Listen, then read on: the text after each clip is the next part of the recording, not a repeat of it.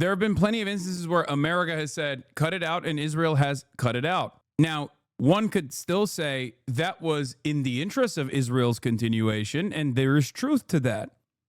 Like, there were moments where America was like, we are the party that controls Israel. They know better. They know that that is the truth.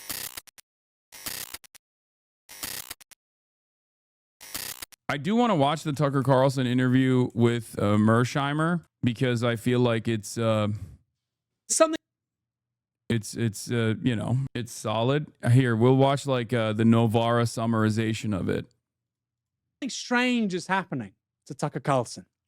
And this is from his interview with political scientist and international relations scholar John Mearsheimer. And in fact, if you go back and read the literature on the creation of Israel, this is all thoroughly documented. It was a subject that the Zionists talked about from the get-go, and they talked about extensively, because there was no way they could create a greater Israel without doing massive. You want to remember that when the Zionists come to Israel, starting in the late 1800s, early 1900s, there are remarkably few Jews in Palestine. And those Jews are not Zionists. The Zionists are the Jews who come from Europe. Right. And they understand that they're moving into a territory that's filled with Palestinian people. And the question you have to ask yourself is, how can you create a Jewish state on a piece of territory that's filled with Palestinians without doing massive? And the answer is you can't. So they're talking about and thinking about from the get-go.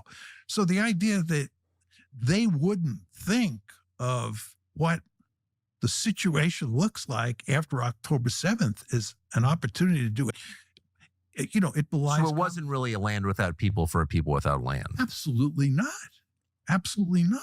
Classic Carlson, isn't it? He says something, you know, which he knows it wasn't a land for people that land. He knows that's not. So what you're telling me is this thing I already know. Anyway, it's a nice sort of.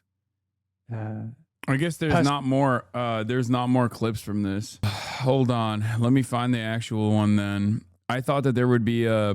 Professor, thank you. This is a 2-hour interview, obviously. I'm not going to... What the... You are not alone. Suicide and Crisis Hotline. The growing threat of China and how the U.S. empowered them. The U.S. public calls Zelensky. Donald Trump's biggest challenge is with ending the war. Why the U.S. foreign policy establishment is so hawkish on Middle Eastern wars. Why the U.S. puts Israel's interests first. Here, we'll start here. If need be, it can help Israel if it gets into trouble. I didn't hear any reference to American interests in that description. Well, when it comes to Israel, right, and what Israel needs, right, that has little to do with American interests, right? The truth is, any two countries in the world. I don't understand how these guys, how Mersheimer says stuff like this. I mean, I guess I kind of understand it because he is ultimately an international relations realpolitik guy.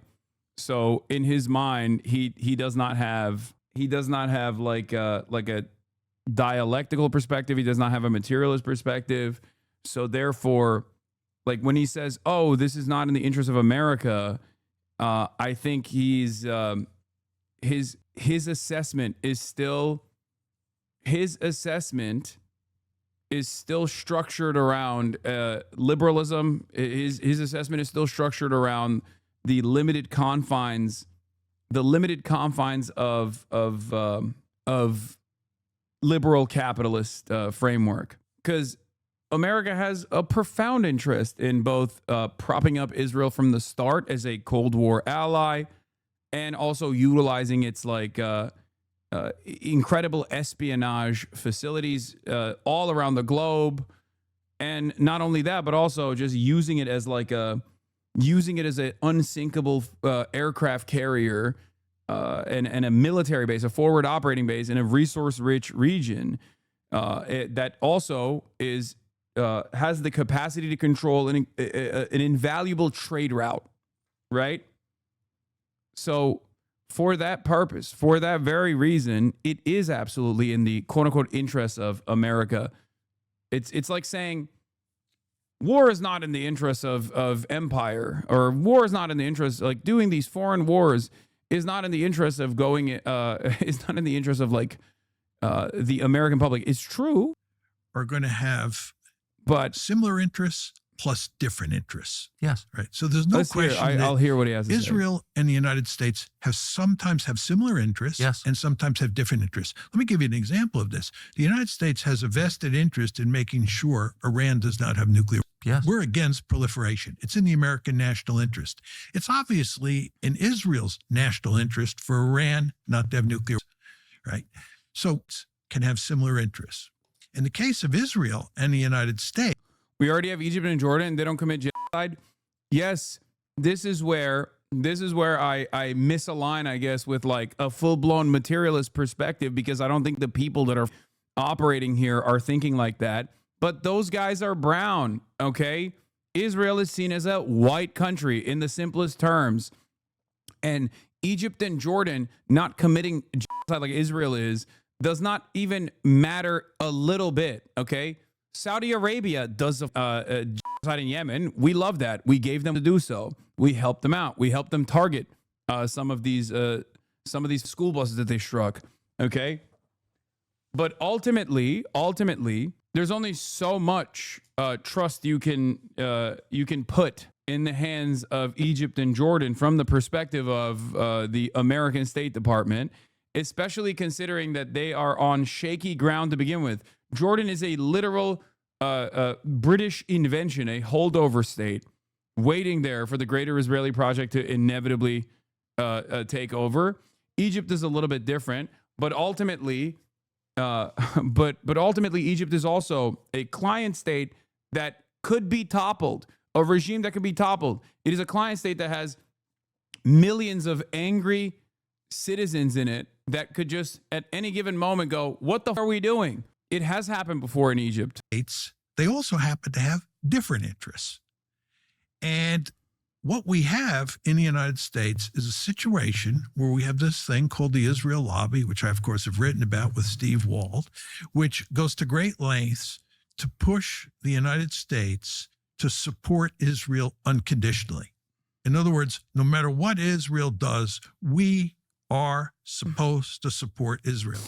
And the lobby is so effective. It is so powerful. It is so effective that we basically end up supporting Israel unconditionally. What that means, Tucker, is in those cases where Israel's interests are not the same as America's interests, we support Israel. We support Israel's interests, not America's interests, because Over and against America's interests. of course, because the interests clash in those specific instances. Right. Which is, as you noted at the outset, just the nature of like sovereign countries doing business with each other. You're going to agree on some things and disagree on others. Absolutely. But can you think of any moment in the last, say, 40 years where there was that clash between non-converging interests, where the United States chose its own interests over Israel's interests? No, I can't think of anything that fits that description. I mean, one could argue that. I mean, there have been instances where America's told Israel to quit it. Okay. George H.W. Bush, Ronald Reagan with Lebanon, George H.W. Bush with the expansion of settlements, and even Joe Biden with the 2021 incursion, right? Obama with the nuclear deal. That's another one. That's a major one. You're right. I forgot. Okay. There have been plenty of instances where America has said, cut it out, and Israel has cut it out. Now, one could still say that was in the interest of Israel's continuation, and there is truth to that. Like, there were moments where America was like, we are the party that controls Israel. They know better. They know that that is the truth.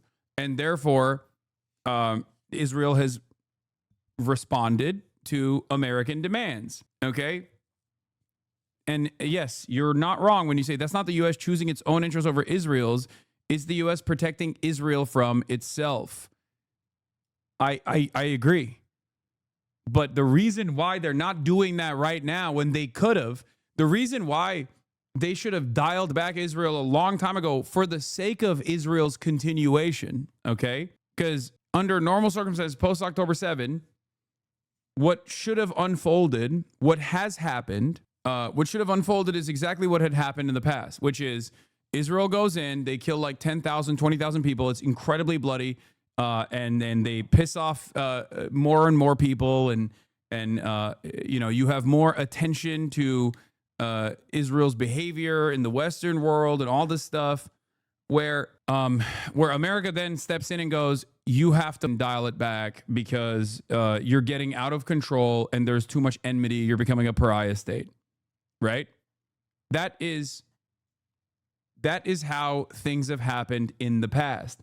But Trump 1 was a major convergence, I would say, where the Israeli interest and Israeli intelligence had always been profoundly important for American strategic interests in the region, but they had never had their hands on the wheel. Maybe they could just like make some, if we're driving a car, right?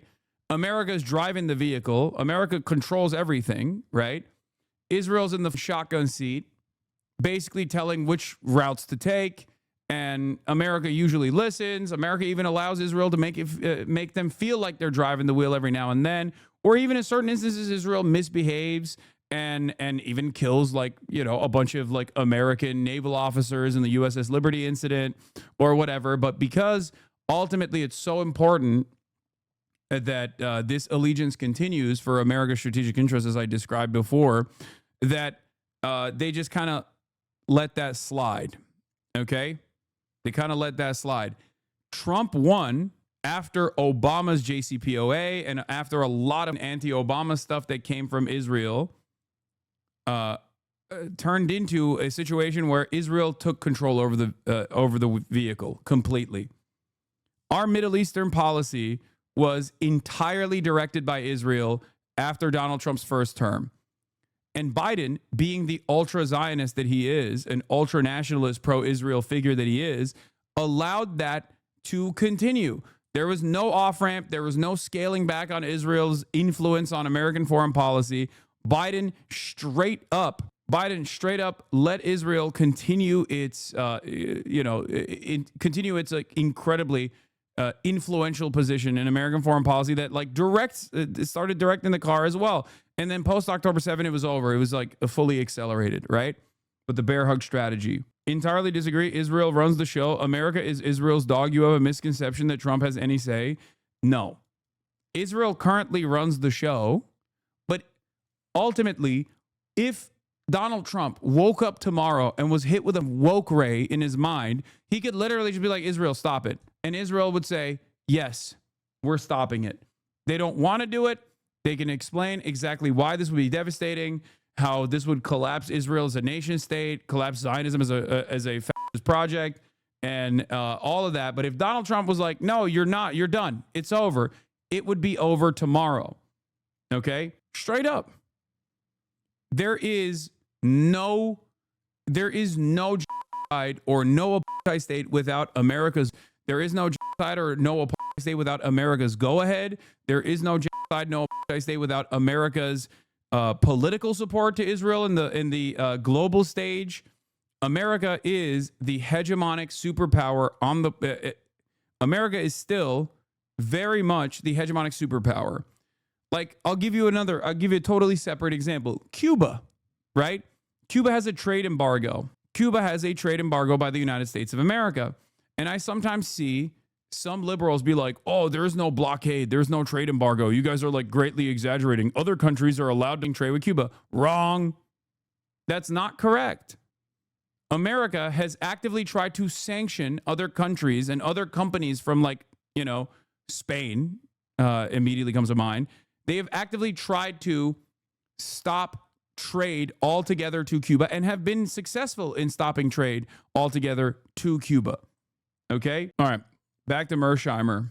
Israel wanted us to fight against Iran in 2024, that they tried to bait us into attacking Iran in April and then in July. And as I said before, the Biden administration did not take the bait. Can you think conversely of instances where the U.S. government chose the interests of a foreign power over and against its own interests and its people's interests? besides the Israeli case? No. In the case of Israel, we're allied with Israel informally, and they want us to do something that is hurtful to us, does not help our interests at all, but we do it anyway. What is our interest? What is our interest? What is, in air quotes, our interest? Okay. Was Iraq in our interest? Depends on who you ask. Was it okay for 12,000 Americans to die in this illegal invasion of a foreign nation? Even if you're not thinking about the millions, the tens of millions that are displaced, extremism in the region, a power vacuum that was created, the formation of ISIS. Even if you're purely looking at it from the perspective of the average American, was it in their interest? No, of course not. Was it in the grand interest of American capital to go into a foreign nation and piece up its natural resources, like oil, for example, and to forcibly sell it off to foreign capital to continue a steady flow of munitions to an ever increasingly expansive military industrial complex, one of the only remaining domestic manufacturing hubs in this country? It was in the interest of capital. It was in the interest of corporations. It was in the interest of Halliburton, which then played a formative role in the rebuilding efforts of Iraq, right? So technically, it wasn't in the interest of America or Americans, but it was in the interest broadly of American capital. It was also obviously in the interest of Israel as well. Iraq being a destabilizing force in the region for Israel's interests. Like, Israel wants to blow shit up. Iraq is a standing military and is outside of the periphery of American empire. They could move in a direction that complicates things for Israel, right? Because think about it this way. Post-Iraq war, Israel gets to fly its fighter jets over Iraq airspace to strike Iran directly. Same with Syria. Don't you think that's profoundly important for Israeli interests? This is where there is convergence with America and Israel. You understand? But ultimately, this wasn't like Israel duping us, okay? It was not. Our interests were aligned. And of course our interests are aligned because Israel is a colonial vestige, both in its inception as a British settler colony and as an American settler colony that is a destabilizing force in the region for American interests, a controlling force in the region for American interests. That's it. And people who don't recognize that are being a little silly. Can you think of examples of that? Two-state solution is the best example. Every American president since at least Jimmy Carter has pushed forcefully for creating a Palestinian state. I don't believe that. Like, this is where I disagree with Mersheimer, who I think is very smart, who I've listened to over and over again, but I just disagree with him on this because I don't think it's actually forceful. Like, if America wanted there to be two different states there, they would get it. That's it. It would be more complicated than telling Israel to cut it out with one phone call, certainly, because Israel would want to up the bag over and over again, up that two-state solution over and over again. But if America wished it, they have tremendous influence over Israeli politics. They have tremendous influence over Israel's military. Without American weapons, Israel would have at least a decade plus to try and redevelop their own domestic military manufacturing, which they're already doing in the aftermath of October 7. And also on top of that, they would have to look elsewhere for a steady flow of munitions.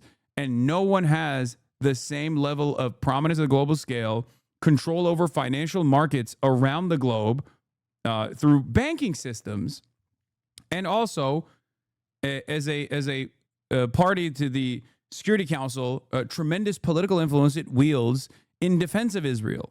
We have long believed that the best solution to the Palestinian problem, which is the taproot of so many other problems that we face in the Middle East, is to create two states. So every president has pushed hard, except for maybe Donald Trump, for a two-state solution in the Middle East. That's bullshit. That's bullshit. The Israelis have rebuffed us at every turn. And the end result is we now have a greater Israel, and there's no possibility of a two-state solution. How does it hurt the United States not having a Palestinian state? Why is it in our interest? My primary issue with Mersheimer is that he denies U.S. global hegemony. This is why he fails to recognize that if the U.S. wanted a two-state solution, they'd get it. Yeah. I think, like, denying U.S. global hegemony is crazy. Especially because it's just deeply untrue, right? This is our system. We've designed it. We won the Cold War. It is what it is. Okay. But outside of that, like, the only place where this is applicable would be maybe with Russia, right? America still has a lot of power there as well, but Russia is a foreign adversary. So certainly that is a more complex situation. Russia has designed its economy now to withstand sanctions. Same with Iran. Iran is a little bit easier than Russia because it doesn't have nukes, so it therefore doesn't have sovereignty, and therefore America could just do what it did with the Fordow facility, and just strike Iranian targets directly, knowing full well that Iran will demonstrate restraint over and over and over again because ultimately they don't want their massive country to be resembling Iraq or Afghanistan, right? But ultimately with Russia, it's a more difficult, more complex situation because of the nuclear arsenal that Russia has. But even then, America still has tremendous influence because it could just go to China. It could go to Russia's backers. It's trying to do that with India right now. I wonder if I could link up with Mersheimer when I'm in Chicago this weekend. Why has every president pushed for that? Because the United States has a vested interest in having peace in the Middle East. It's not in our interest to have wars in that region. First of all, it forces us to commit military forces. It forces us to fight wars. And that's not in our interest. And we have long felt. I mean, like, this is what I mean. It's like war is always in our interest, man. It's always in our interest. Even when we're deploying, even if we are destroying our stockpile of our anti-aircraft missile systems, okay, that's still in the interest of the military-industrial complex. Because now you go back to the state and you say, we need billions and billions of dollars to rebuild America's anti-aircraft defense stockpile, right? Don't take the next leap into how this corresponds to capital interest, to the interest of capital, whether it be the military-industrial complex or any number of different industries. You inevitably get to this point where you're like, well, America's just kind of doing it because I guess they're bullied by Israel. I guess the pervasive influence of AIPAC and all these other instruments of influence that Israel utilizes on American soil. And then the question goes, okay, why is America letting that happen? You know, why is America not letting that happen for Saudi Arabia? Why is America not letting that happen for China? Why is America not letting that happen for France? Right? Yes, of course, Mersheimer is not a Marxist. That's why I'm saying, like, I think this is a significant weakness in an otherwise very influential and very intelligent person's assessment of the dynamic between the United States of America and Israel. I know his background, and I think this is what leads to people engaging in conspiracy. Okay, this is what leads this kind of sentiment leads this kind of analysis leads people into believing that there's got to be another explanation for it then, and that's how you arrive at, oh, it's like Jewish mind control, is Jewish blackmail operations, it's a Jewish media control. Okay, that's it. Do you consider yourself a journalist? No. From a strategic point of view, that what you want to do is make sure you have peace in that region. You want to remember right before October 7th, Jake Sullivan, who was then the National Security Advisor, was crowing about the fact that why isn't Lockheed Martin and Palantir donating to senators to pressure them to end the wars abroad if it's against America's interests, you know? Why is nobody pressuring America to do this? Why is it that American politicians are completely at odds with the American public on this? And that is in spite of the multi-trillion-dollar media apparatus that is constantly beaming into the collective consciousness of every boomer in this country that we have to be in a permanent state of war because otherwise our enemies will get us and they're scary. Not seen. By your logic, every single war is good for America's interest because war equals money spent on weapons? Yes. No, that's exactly what... Yes. That's exactly what I'm saying.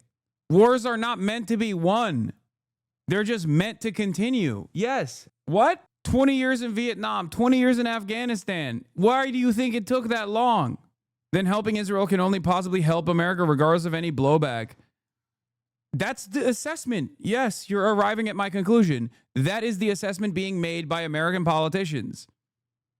That is the assessment by the American State Department. Now, there is some disagreement there, as we saw clearly in the aftermath of October 7, when many American State Department officials resigned. They resigned because they thought Israel was going too far.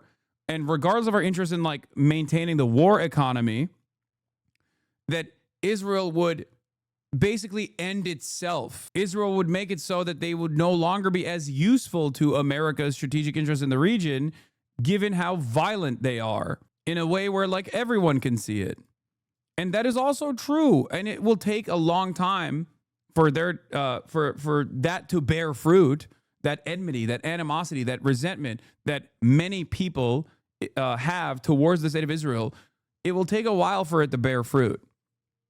But in an incredibly short period of time, you have seen attitudes swing wildly in the opposite direction. America, it was not even a question in the United States of America on whether or not we support Israel until these past couple of years. But the U.S.'s actions can directly strengthen support for insurgent groups like Hezbollah and Ansar Allah. You can always say it's in America's interest by claiming, oh, this is good because more money spent on defense, but it's actually better for America that Hezbollah and Houthis have more support. I'm a little bit confused by what you're saying. The point is, action by Israel, which is supported by the U.S., weakened a U.S. ally and strengthened an enemy, Hezbollah. My point is that this directly hurts America's interests. What? Hezbollah is America's enemy? Brother, Hezbollah wouldn't exist if America and Israel was not meddling in the events, in interfering in the politics of Lebanon. Or maybe it would exist as like as a sectarian faction that defends like Shias inside of Lebanon, at best. That's my point. America helping Israel in the 2006 war, strengthening support for Hezbollah. Yeah, that's marginal. It's negligible. It doesn't matter. As long as Lebanon doesn't have anti-aircraft defenses, because they are, again, in a joint security partnership with the United States of America where it's not allowed for them to have anti-aircraft defenses. One must ask the question why. As long as Lebanon does not have a standing military and like true independence from American empire, then Hezbollah is meaningless. Hezbollah as a military force is engaging in guerrilla warfare. That's why they're considered terrorist groups in the same way that Hamas is. These guys have nothing in comparison to what Israel has, in comparison to what America has. It's ultimately inconsequential for the United States of America that they exist, to varying degrees, obviously, like because Iran is certainly more consequential. But it would be tremendously costly for the United States of America to go to war with Iran. That's a calculation that they do make, certainly. And as it stands, clearly, we're not there yet. Seems as though America does not have the bandwidth to continue. You're describing what those in power think is in America's interest, not making a normative judgment. Yeah, I'm not saying this is good for America, obviously. I'm saying this is how they make this calculation. This is how the State Department makes this calculation. The Middle East so peaceful in a long period of time. And he understood full well that this is in our interest. Well, if you compare the world, on October 6th, 2023, with the world that exists in the Middle East today, we are much worse off today This is not in our interest. And this is in large part because of Israel. And this is just a strategic dimension. We're not even talking about the moral dimension. I mean, the Israelis are executing a genocide in Gaza, and we are complicitous in that genocide. When you say it's a genocide, what do you mean? Well, if you look at what the definition of a genocide is, right, it's where one country tries to destroy either all or a substantial portion of another group, another ethnic or religious or national group, for the purposes of basically destroying that group identity. That's what you're talking about here. I think that's the definition of genocide. It's laid out in the 1948 convention. I think that what the Israelis are doing fits that description. And lots of people and organizations agree with. What is this? Hasan, he's speaking from the POV of America as a state, not American foreign policy via American military-industrial complex and political nexus. He's speaking from an academic understanding of what state is and what its interests are to secure security. You are conflating it with American foreign policy in its current inception, which serves American. And yeah, no, I get it. I understand what you're saying. Mersheimer's assessment is like the state's function, which encompasses bettering the lives, bettering the welfare of the average American citizen. Okay? I don't believe that a capitalist state functions in that way ever. I don't think that the American state has ever functioned in this way, which is why I'm saying it's wrong. The American state is also not a perfectly rational entity to begin with. I get that the assessment is, and I already factored that into my analysis. I already factored that into my criticism of Mersheimer's position. Okay, what I'm saying is that is not the reality. The American state has never put the interests of American citizens and their welfare against the interests of capital. They've always defended the interests of capital every single time, and therefore, when he says, oh, this is going against the interests of America or our interests, especially when he's analyzing foreign policy, I think it ends up being somewhat incorrect. It is just too heavy-handed on the side of Israel's pervasive influence in American politics. Me on that point. It's very important to understand here that just killing large numbers of Palestinians is not necessarily genocide. I mean, the United States, when it firebombed Japan in World War II, killed many more Japanese than the Israelis have killed Palestinians in Gaza. There's no question about that. But no one would ever accuse the United States of executing a genocide against Japan. The United States was killing large numbers of Japanese civilians. And by the way, we killed large numbers of... No, he's right. Firebombed. It was a nuclear weapon? No, they did firebomb. Come on, dude. John Mersheimer is he's a poli-sci professor. He's right. The firebombing campaigns over Japan was far more costly in terms of overall lives for Japan and Japanese society than even the atom bombs were. That's how deadly the firebombing campaigns were. Anyway, I don't know if, I mean, he said it's not, you wouldn't call that genocidal. Sure, I guess if we're going to be super strict with the legal designation, fair, I guess. That's a fair assessment to make. The intention there wasn't to like eradicate Japanese soil of Japanese citizens. The intention was to punish the entirety of the Japanese civil society for the crimes of Imperial Japan, which I guess Israel also says is their goal here in Gaza. It was still very much a crime against humanity, for sure. But yeah, again, it's complicated considering that, yes, Japan was literally doing an unironic genocide to the Chinese and Koreans at that time.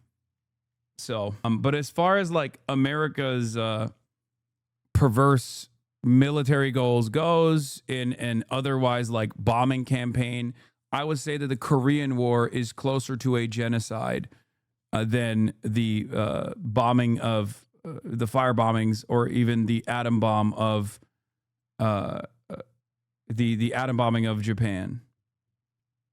German civilians as well. Millions.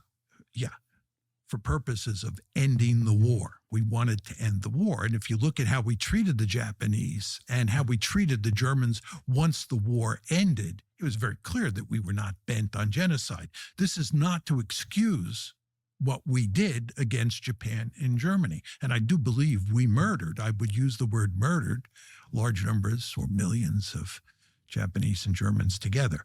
But in the case of what's going on in Gaza, right, what's happening here is that the Israelis are systematically trying to destroy the Palestinians as a national group, right? They're targeting them as Palestinians, and they're trying to destroy Palestinian national identity in addition to murdering huge numbers of Palestinians. And I mean, it's not just a rage reflex. This is a strategy. Of course, 2.5 years later, almost 3 years later, what is the strategy? What's the goal of this? My view on this is that the Israelis have long been interested in expelling the Palestinian population from Greater Israel. If you look at Greater Israel, this includes the Israel that was created in 1948 and the occupied territories. This is the West Bank. Post-67. Post-67, West Bank and Gaza. So West Bank, Gaza, and what we call Green Line Israel. That's Greater Israel. Inside Greater Israel, there are about 7.3 million Jews and about 7.3 million Palestinians.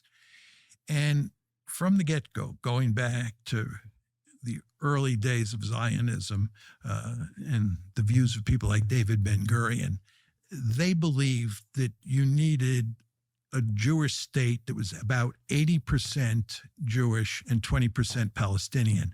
In an ideal world, you would get rid of all the Palestinians. But the least bad alternative is 80-20. But you actually have a situation in Greater Israel where you have 50-50. So October 7th happens, and what the Israelis see is an excellent opportunity for ethnic cleansing. And they make this clear.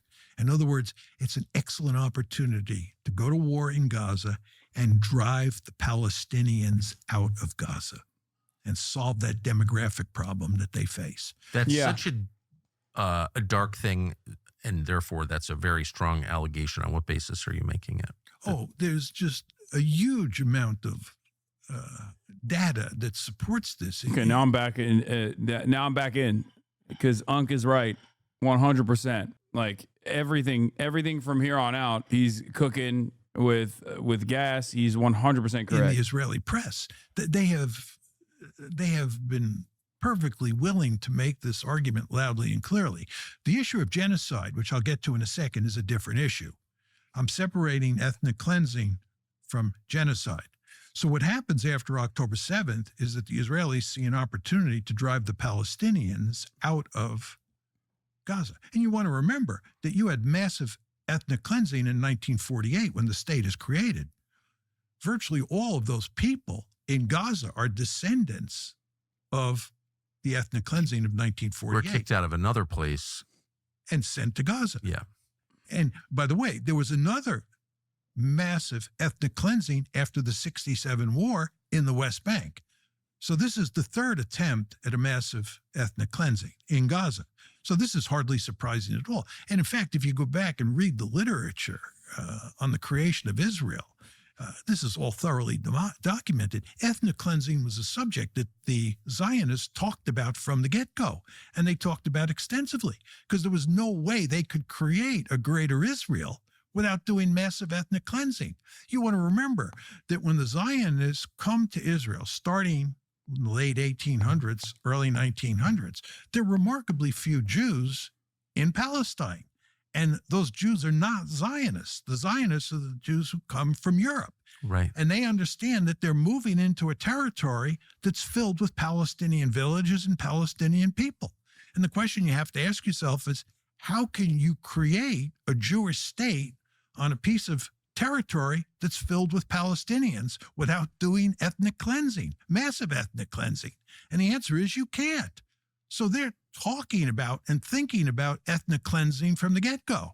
So the idea that they wouldn't think of what the situation looks like after October 7th as an opportunity to do ethnic cleansing, it belies. So it wasn't really a land without people for a people without land. Absolutely not. Absolutely not. And Ben-Gurion, Vladimir Jabotinsky, all these key Zionist leaders understood that full well. And they understood that they were going to have to do horrible things to the Palestinians. They understood that. And they were explicit in saying that they did not blame the Palestinians 1 second for resisting what the Jews from Europe were going to do to them. They fully understood that they were stealing their land. And they fully understood that it made perfect sense for the Palestinians to resist, which of course they did. But anyway, just to fast forward. Even in contemporary Israeli society, plenty of current and former Israeli officials, whether it be leaders of Shin Bet, leaders of the Mossad, leaders of Israeli politics, leaders of the Knesset, have actively said, if I was born on the other side of that Gaza boundary, I would do everything in my power to try and stop Israel. Okay? And someone said, is this anti-Semitic? And then this person said, it is Sag. October 7th. What happens after October 7th is that the Israelis see an excellent opportunity to ethnically cleanse the Palestinians. I mean, yeah, everything Israel does is anti-Semitic because Israel as a state has declared itself the singular state for the Jews, and everything it does by its own claims is advancing the interests of Jews. So yes, Israel is unimaginably anti-Semitic. In Gaza, you have about 2.3 million Palestinians in Gaza. Just to be clear, you have about 2.3. Israel's literally running around being like, we are Jewish. We love doing this for Jews. We love starving children for Jews. And if you ever say starving children is bad, then you hate Jews. Of course, it's the most anti-Semitic thing you can think of. Like it's unimaginable. Israel literally just looking at a list of blood libel and being like, here's what we should actually try to do and incorporate into our military strategy with regular frequency is the most insane thing I've ever seen. That's why I say it's like the equivalence of Muslims in the Western world being like, we love ISIS, it's the best. And if you hate ISIS, then you hate Islam. Can you imagine if like all Muslims just were straight up, we're like, no, you don't understand. Like ISIS is awesome. Like they were just like running around. Muslims didn't do that. And the American media was saying, no, all of ISIS is actually all of Islam. That's how Islam is all about. That's why we should lock up every Muslim we possibly can. Million Palestinians in Gaza, about 3.2 million in West Bank, and about 1.8 in Green Line, Israel. Yeah. A poll by the Israel Democracy Institute finds that 67% of Israelis are not at all troubled or not so troubled by reports of famine and suffering among the Palestinian population in Gaza. Note the dramatic demographic split. Yeah. For Israeli Jews, this is the Israeli state's own designation. I always have to repeat that because people get mad and people get sad and people get scared because they don't understand that Israel makes this separation. This just means Jew and non-Jew. There are a fuck ton of Arab Jews living in Israel. They're just designated by the state as Jews. Why? Because it's an ethno-state. It is a Jewish supremacist ethno-state. That is why, just so you understand. Okay? I will always have that conversation if you want to. Anyway, yeah, Armenians are categorized as Arabs by the state because Armenians are Christian. So, anyway. As I was stating, to what extent are you personally troubled or not troubled by the reports of famine and suffering? Not at all troubled amongst Israeli Jews is 55.6%. Not so troubled is 23.4%. That is insane. Note that the majorities believe the IDF is making substantial efforts to avoid causing unnecessary suffering to Palestinians in Gaza and believe the IDF reporting to the extent of Palestinian civilian casualties in Gaza. Do you think these are massage/accurate or due to propaganda? No, they're not massage, bro. What are you talking about?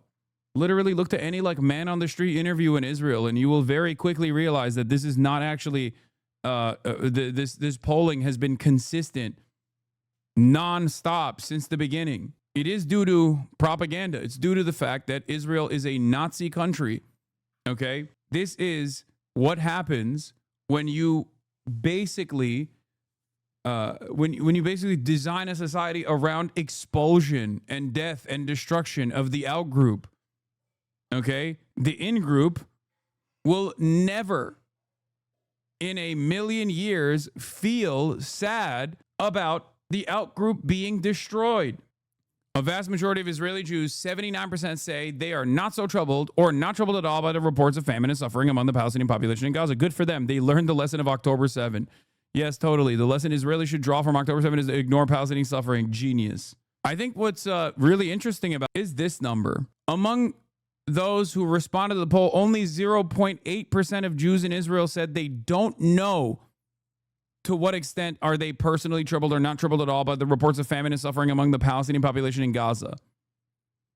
Which means they all know what the f is going on, okay? They know what's going on. And 79% of them like it. Israel's public broadcasters befuddled as to why German football suddenly drew a line at an Israeli footballer saying Gaza should be wiped out, seeing as it was such a pro-Israel institution before. That's so funny. That is hilarious. How did German football, which was associated with supporting Israel, shift from gestures for Hirsch Goldberg Poland to giving up on Sean Weissman? Dude, when you got Germany being like, come on, dude, don't say Gaza should be wiped out. That's like, how do you not recognize that? Well, you don't recognize that when you are completely echo chambered and everyone outside of your echo chamber is conveniently Hamas or anti-Semitic. They have the greatest thought-terminating cycle you could ever have. Anti-Semitism. Anti-Semitism plays a formative role in the collective identity of Israel. Okay? Especially because there is real historic anti-Semitism and real historic violence that you can point to. It is so unimaginably successful. It has wiped the collective consciousness of so many Israelis at this point. It's just their brains are fried with hatred, maximalist, genocidal hatred towards all Arabs. Okay? So this is an opportunity to get rid of those Palestinians. And the way to do it is to turn the IDF, the Israeli military, loose and let them tear the place apart. And the idea is that that will just drive the Palestinians out. But the problem that the Israelis face is the Palestinians don't leave. Both the Egyptians and the Jordanians, which are the two countries that the Israelis would like to drive the Palestinians into, make it, unequivocally clear that that's not going to happen. Jordan is just a giant refugee camp already. It already is. From all these other wars that have been inspired for the same reason. So, I think Jordan is, what percentage Jordanian is Jordan? I mean, tiny percentage Jordanian. Well, it's definitely less than 50%. Way less. Way less. Yeah. And Egypt has 100 million people already. So, but here's what happens, Tucker. And I think it makes sense if you listen to the logic. They start with the goal of ethnic cleansing. I don't believe they want to murder all of the Palestinians in Gaza. They just simply want to drive them out. But the problem is they don't leave. And then the question is, what do you do? And what they do is they continue to up the attacks, increase the attacks, kill more and more people in the hope that they will drive them out. And I'm sorry, I should have asked you this. Why do they want Gaza in the first place? It seems a lot of trouble killing all these people, committing, atrocities on camera. I mean, the press are barred, but we're still getting a lot of video out of the area. That's a big hit. Why would you be willing to go through all of that to get Gaza? Why do they want it? Well, the Zionists from the beginning have wanted a greater Israel. And David Ben-Gurion wrote a piece. I know his past is sketchy, but is it possible that Tucker's now an ally, at least in some progressive messaging? Like, this anti-establishment stuff is generally good, what he's doing. Salute the rank, not the man sort of deal? No, absolutely not. Tucker Carlson is not an ally, and I will explain to you why over and over again. He did this during 2016 when Donald Trump was the president, where he started pushing this left populist, economic populist messaging over and over again when he has no interest in such things. Okay? He is first and foremost an ultranationalist. He is first and foremost a fascist propagandist, by the way. He just recognizes that this issue is done. Okay? This issue is one that he can get people on board on. Like, he can use this issue to get guys like you or ladies like you or people like yourself to go, wait a minute, maybe he is earnest. Israel is one of the easiest ways that you can communicate earnesty.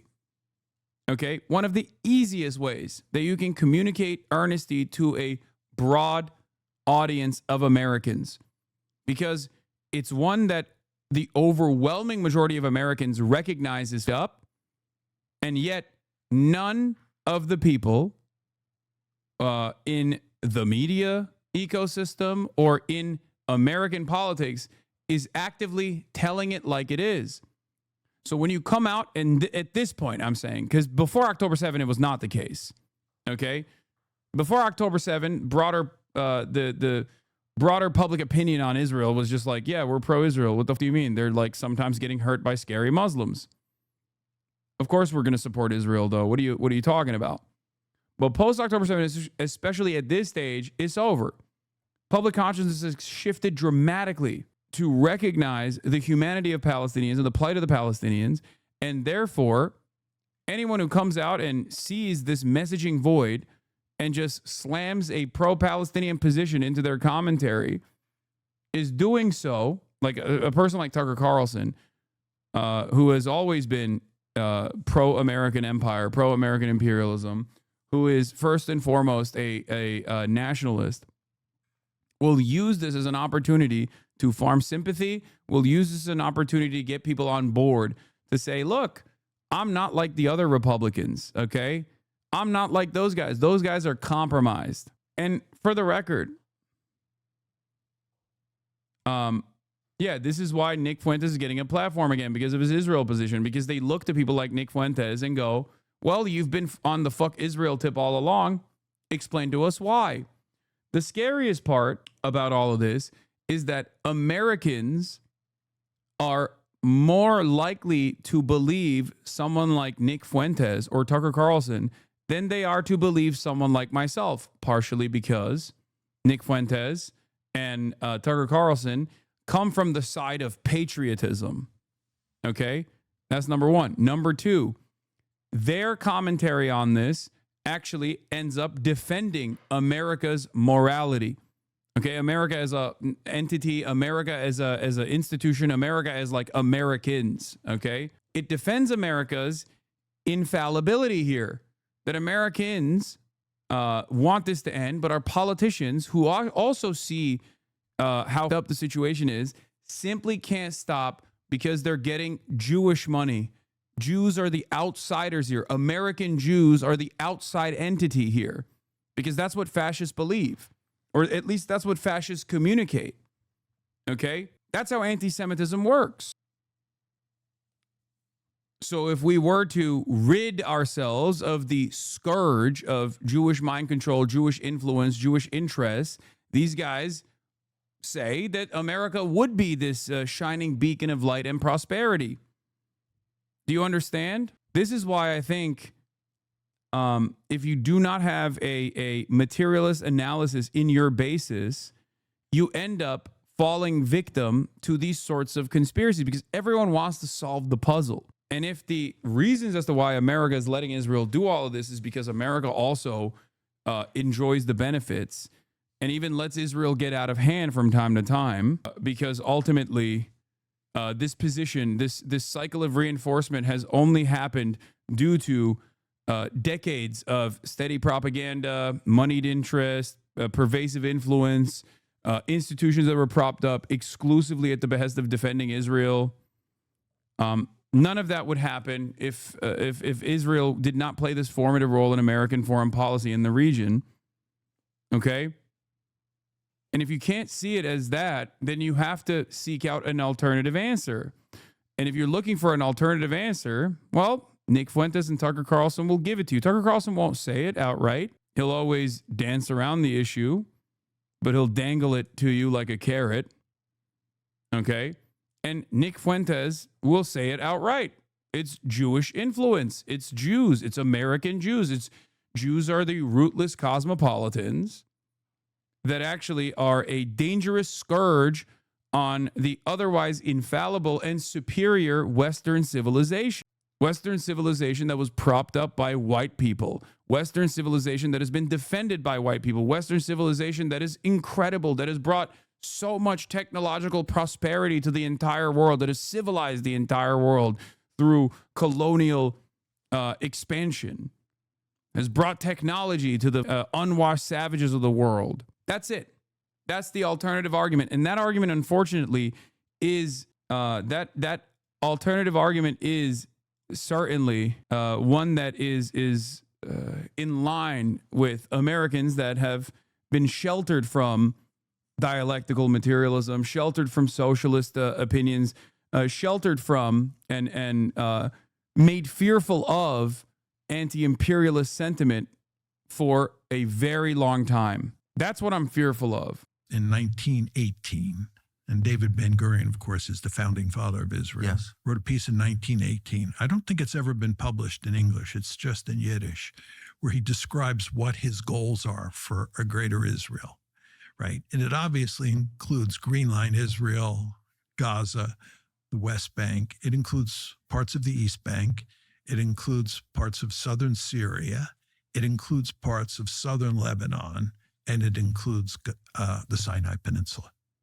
Just think about that. That was Ben-Gurion's vision. And this was a vision that was shared by almost all the early Zionist leaders. And there are still many people in Israel who are in favor of a greater Israel. They don't want a tiny Israel. The Israel that was created in 1948 is a tiny state. Yes. Even with Gaza and the West Bank, it's quite small.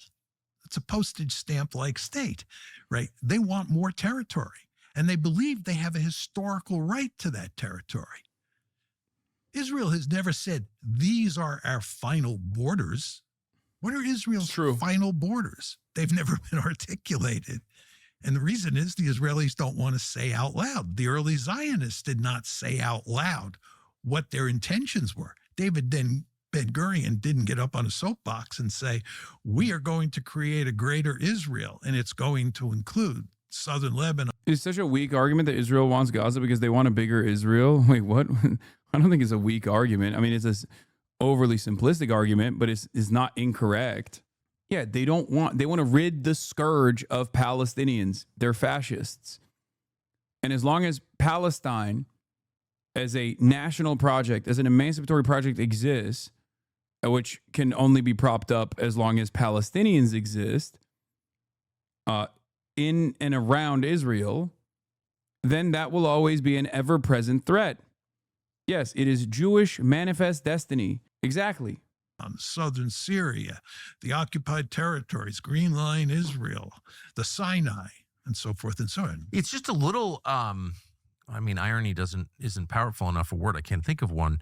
It's odd that the very same people who are saying we need to consider tactical nukes in order to preserve the territorial integrity of this sovereign. Why bring Jews into it? You're going to get banned again. You keep trolling, okay? You keep trolling. I'm going to give you a second off, Aphex Twizzy. Nation Ukraine, sacrosanct, that's our sacred norms are violated when those borders are violated, are saying it's totally okay for this one country to take over other countries. But this gets back to my point to you. Right? I agree completely. We support Israel unconditionally, right? In other words, whatever Israel does, especially vis-a-vis the Palestinians, the United States backs them to the hilt.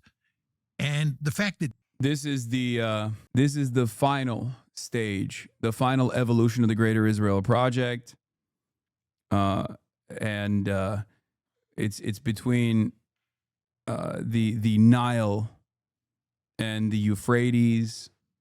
This is the biblical prophecy that evangelicals believe, for the record.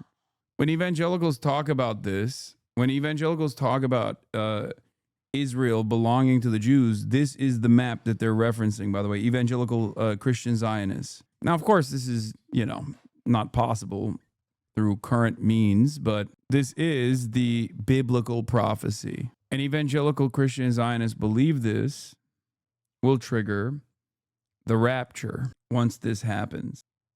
We can look at that later. They're changing borders. I mean, I look at what they're doing in Lebanon and Syria, and you would think that the United States would have a vested interest in trying to put pressure on the Israelis to stop causing murder and mayhem in Lebanon and in Syria. But we do hardly anything at all. And those are real countries. Those are ancient countries and beautiful, beautiful countries with sophisticated, intelligent people, and like that the roots of Christianity are there. And like, it's not, in other words, I mean, there's a sense if you're fighting over Sinai or something, it's one thing, but like Lebanon, I mean, that's like one of the great countries in the world. Syria, same thing. And they're being destroyed.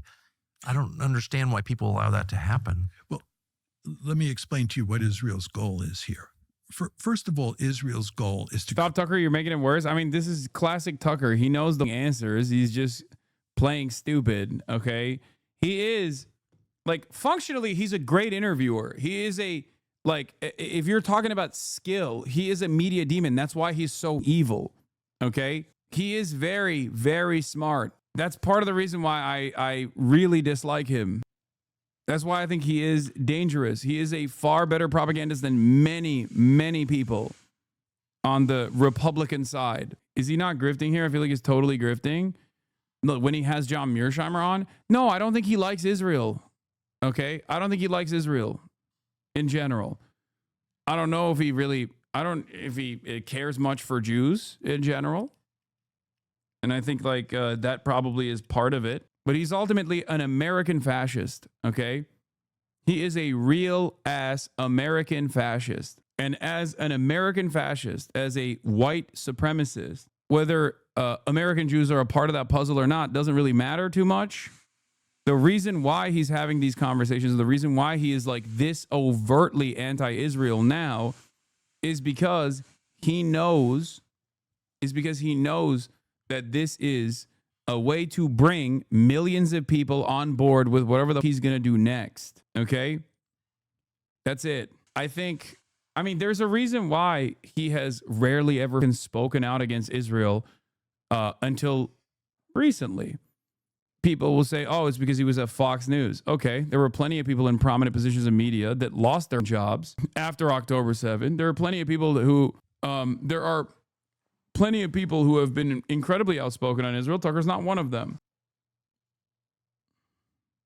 I do not think Tucker Carlson is a left-leaning populist at all. I think Tucker Carlson is in the business of using broad populist sentiment to bring people on board for a dangerous nationalist reactionary ideology that he cares about first and foremost, a white supremacist ideology. There's a reason why the Nazis are national socialists.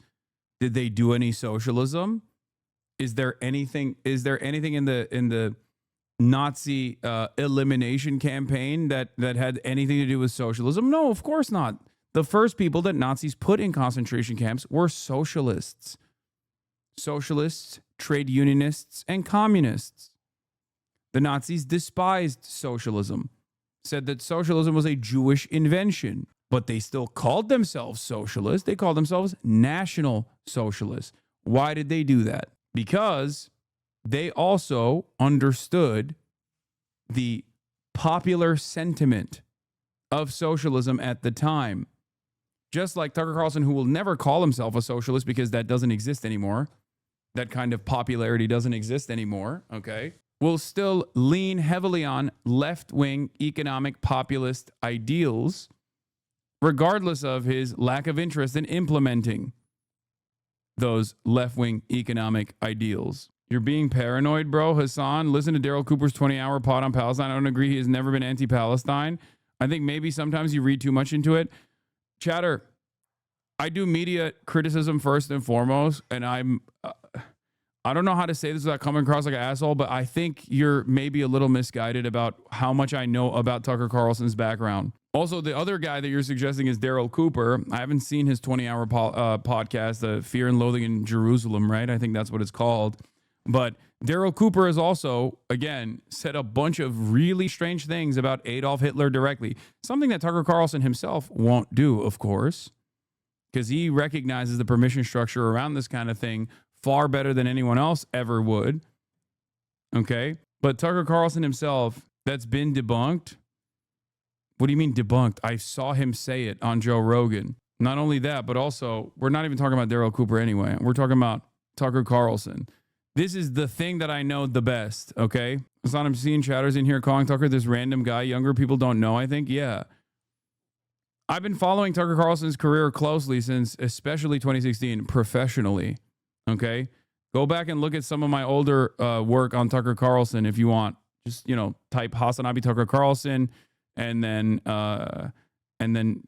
filter it to like pre-2018. Tucker Carlson was the most successful Fox News commentator on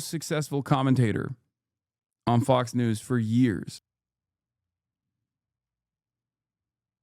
Tucker Carlson comes from the Swanson food dynasty. If socialism is so unpopular, how could Mamdani win? I mean, America broadly is considered a scary thing because Americans have been misguided about what socialism is. They don't know what it is, and the ones that have heard about it or kind of know what it is are terrified of it.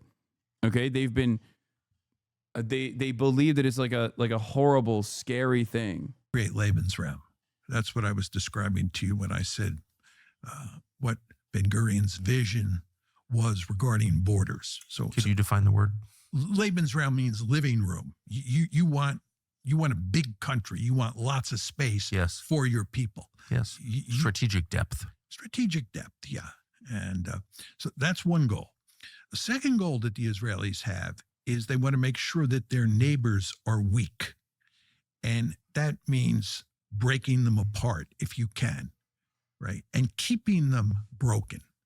So the Israelis were thrilled that mainly the United States and the Turks broke apart Syria. So would you say anti-Zionist advocates shouldn't go on programs with Tucker in the first place? I feel like, no, it's not. No, I'm not saying that. Tucker Carlson has a ginormous platform. Even if he asked me, I would go on it.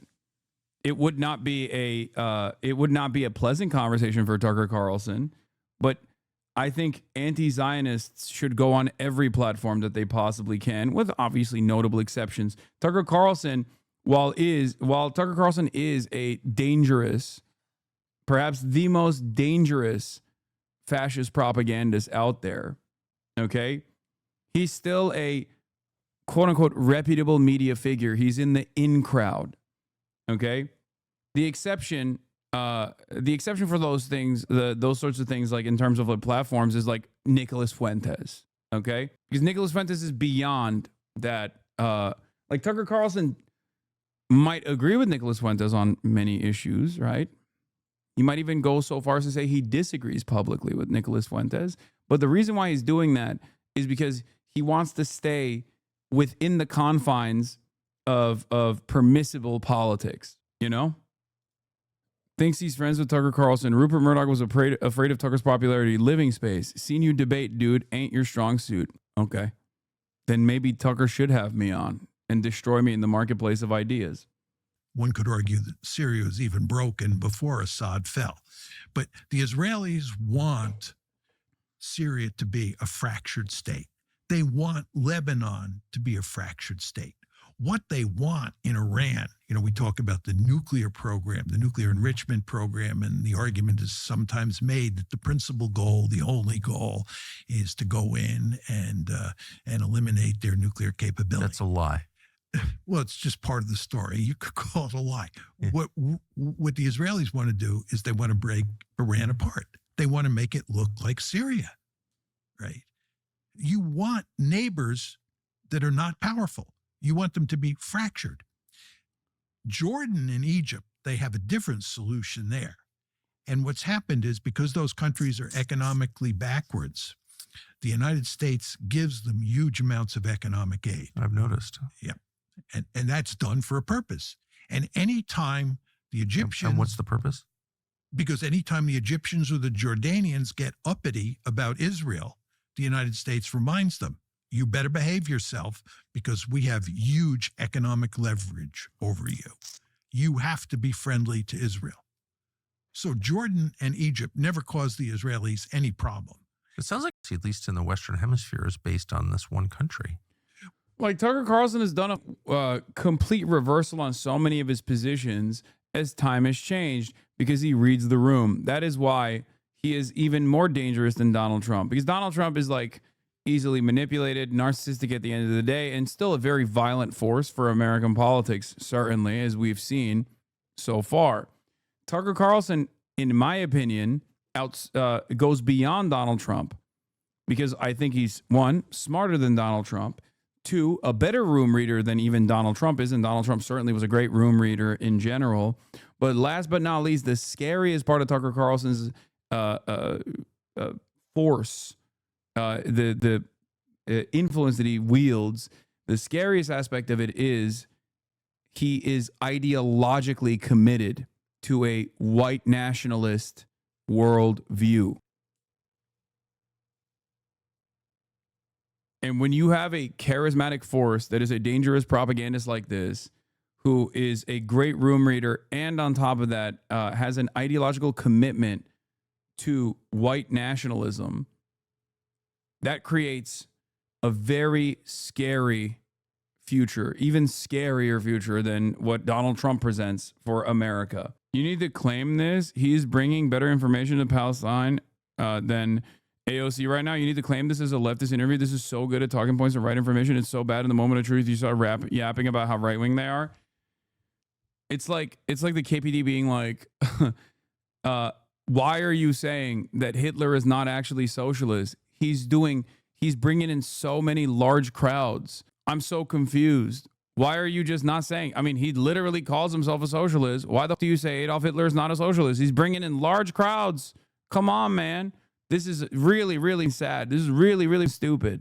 Don't do this. Yeah, Trump is a leftist because he has tariffs that he implemented. He's a trade protectionist, so he must be a socialist himself. I think it's important to showcase the dangers of Tucker Carlson while simultaneously talking about the truthful information that they're literally the back and forth that they have here that is otherwise truthful about Israel. No, you're not taking my argument. These are leftist ideas.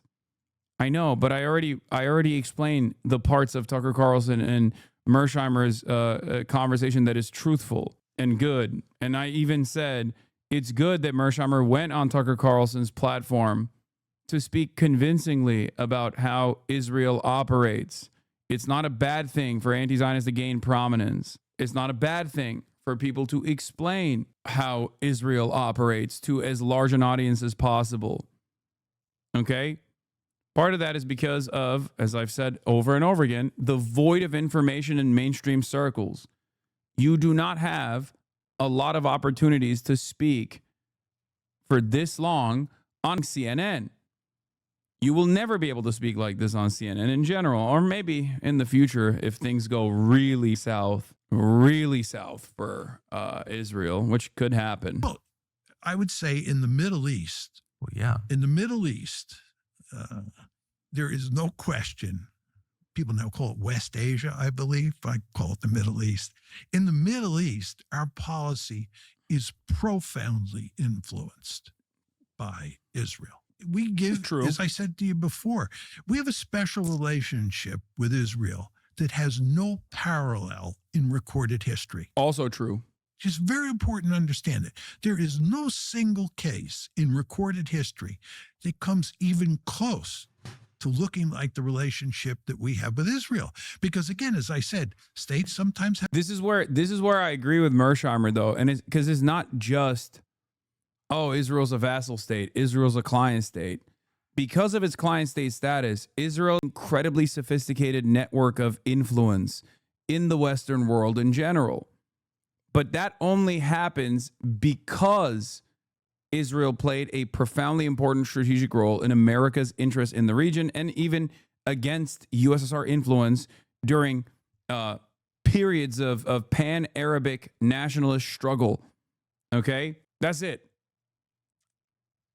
But the reason why it stretches far beyond any other client state, for example, is because Israel has taken advantage of the allowance that the American State Department has given it to come back to the United States, to come back to all of these other Western nations and prop up instruments of influence, advocacy groups, and the like.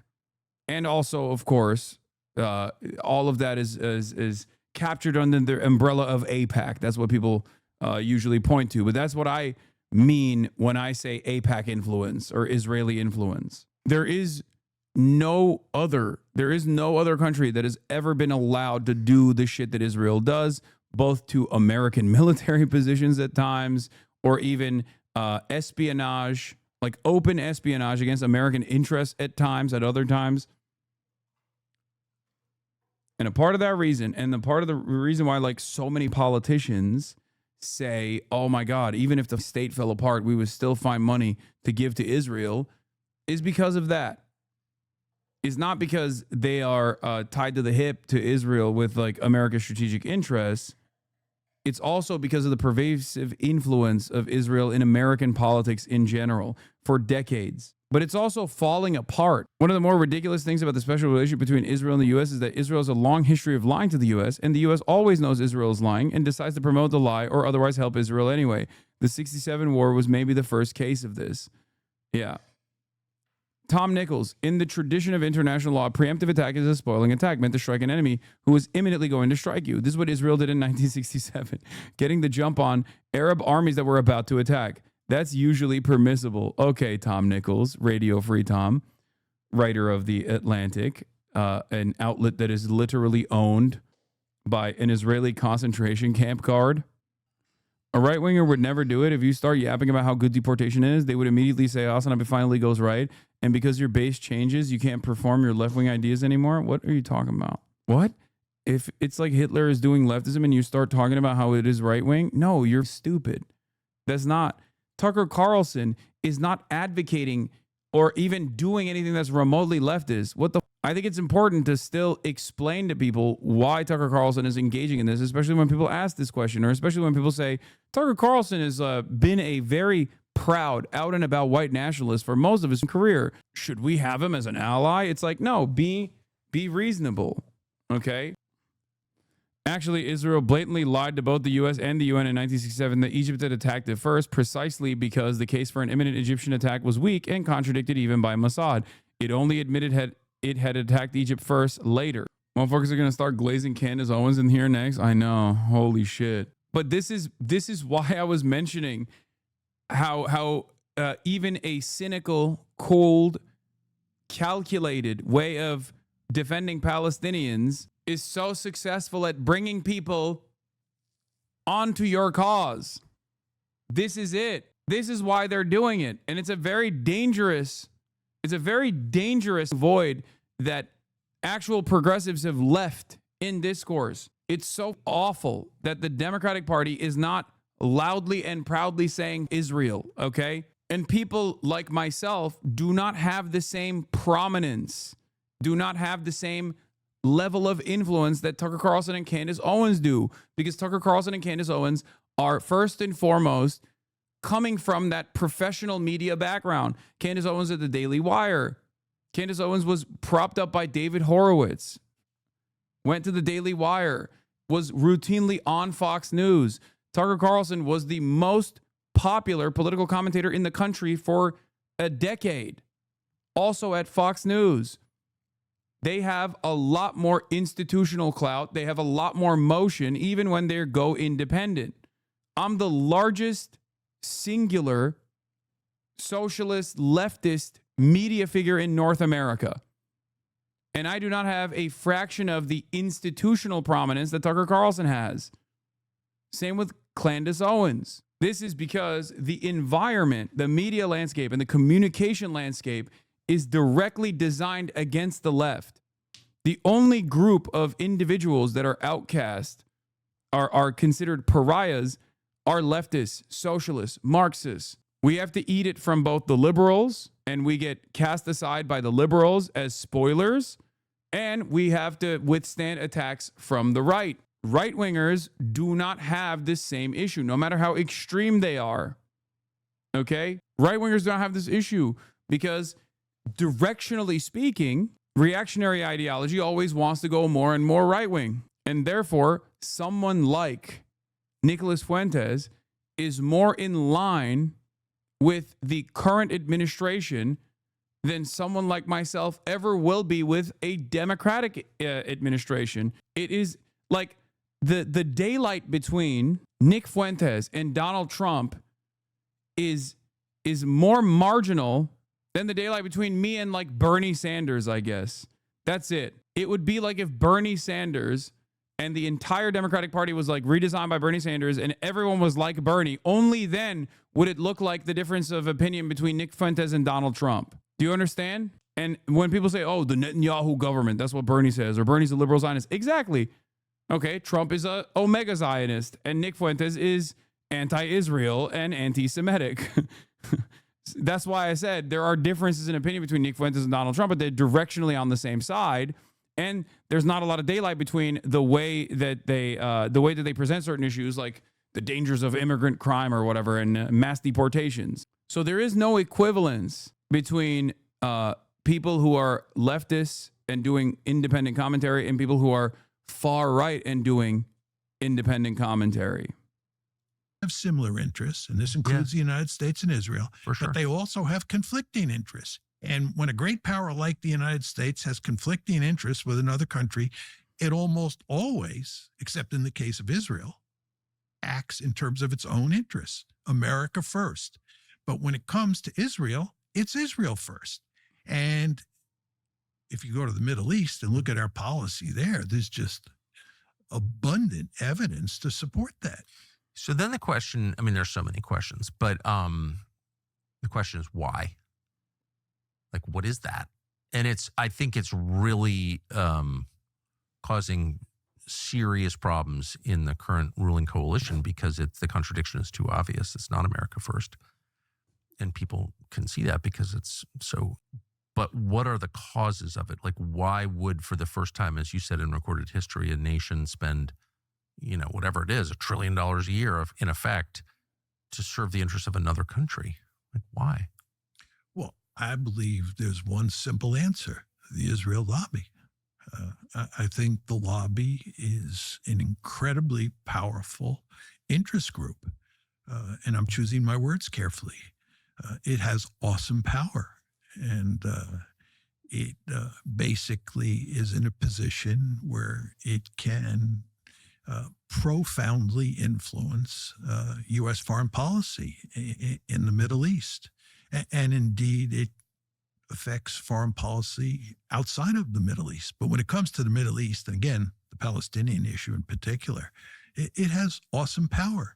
And there's no president who is willing to buck the lobby. What sort of power is it? Because it's not rhetorical. It's not, the most powerful movements in history are fueled by an idea that it's usually the most powerful, or fueled by an idea that it's like true, right? But I never hear anybody make a detailed case for why the United States benefits from the current arrangement. Never. No one, ever. Nikki Haley came as close as anyone by saying the United States gets a lot more out of the relationship than Israel does, but then never explained how exactly that works. So it's not a matter of like convincing people, clearly. So what is it a matter of? Where does that power come from? Well, let me put this in a broader context. I think that in the past, when I was younger, the lobby operated on two levels. One was the policy level, and two was the popular discourse. Yes. And I think in terms of the popular discourse, for a long, long time, right? And this would be well into the 2000s. the Israel lobby basically influenced the discourse in ways that made the Israelis look like the good guys. And it made it look like every time the United States supported Israel, it was because it was in our national interest, right? So the discourse was not at odds with what was happening at the policy level. Right. Now, the situation you described, which I think is a perfect description of the situation that we face today, is that the lobby has lost control of the discourse. And people now understand that the United States is doing things for Israel that are not in the American national interest. Furthermore, they see the lobby out in the open engaging in smash mouth politics. People are now fully aware that there is a lobby out there, that it's trying to control the discourse. And in fact, it basically does control. Maybe that's a bit too strong a word, but it's close. It basically does control the policymakers. So now you have this real disconnect. Well, it controls the policymakers. I mean, that's demonstrable. I think it's measurable. Yeah. So, yes. But so you have what you were describing is the disconnect between the discourse and the policy world that now exists. But what I'm saying to you is you want to remember that the lobby was immensely successful for a long period of time because the discourse and the policy process looked like they were in sync. So Once again, that is just how lobbying works in general, though. That is how complex financial interests work in general. Americans broadly want free health care, in spite of a media apparatus consistently telling them that it's actually scary to get free health care. It's bad. It won't work on it.